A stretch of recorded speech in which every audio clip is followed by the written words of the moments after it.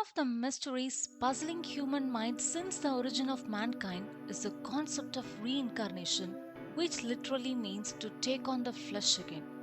What exactly is reincarnation? It simply means that we leave one life and go into another, also known by other terms like rebirth, transmigration, and so on.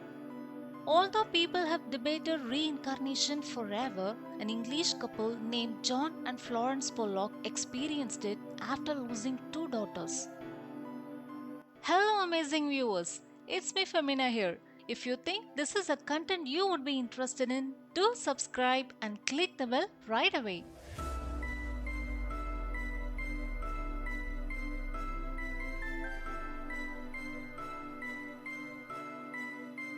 In May 1957, in the small town of Hexham in England, 11-year-old Joanna Pollock and her younger sister, 6-year-old Jacqueline, were on their way to church with their friend Anthony when they were struck by an erratic driver. Almost instantly, the two young sisters were killed. Following the death of Joanna and Jacqueline, the girls' parents, John and Florence Pollock, were devastated. But when Florence later fell pregnant, John became convinced that the two girls would be reborn into the family as twins. There was no history of twins in either parent's family, and Florence's doctor had predicted a single birth. Against all odds, however, Florence gave birth to twin girls on October 4, 1958. The twins were named Gillian and Jennifer.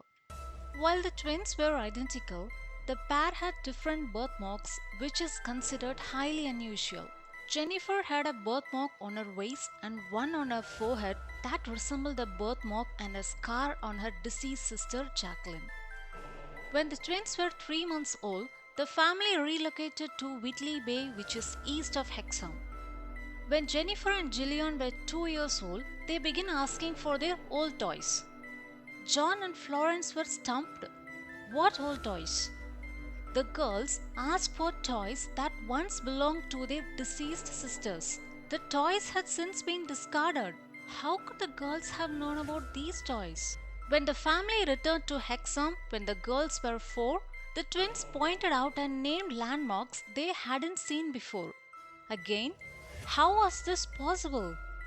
The girls were babies when they lived in Hexham. Somehow, they identified the favorite locations such as a playground their deceased sisters loved. The twins also feared cars, which was another unexplained phenomenon. John recalled, when a car started its engine, the girls grabbing onto each other in terror, shouting, "The car is coming to get us!"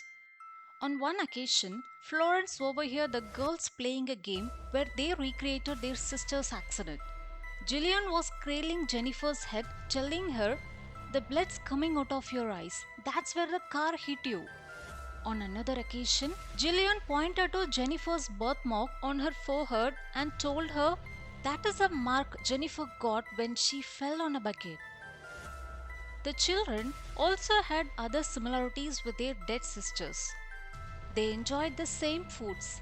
They had the same taste in clothing. Without being told, the girls identified the school their deceased sisters attended. They were familiar with friends of their deceased sisters. They sang the same songs. These coincidences occurred until the girls turned 5. But then, as if someone had flipped a switch, the girls' past memories had vanished. The twins lived normal lives afterward and no longer shared the memories of their late sisters. While the case of the Pollock twins has long been cited as proof of reincarnation, many people have argued that the twins' memories may have been influenced by their 4 older brothers. While John and Florence claim that they didn't speak to the twins about their deceased sisters until they were older.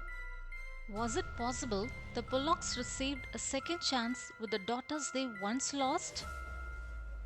Miracles happen every day, so maybe they received 5 extra years with their deceased daughters through the eyes of twins Jennifer and Gillian.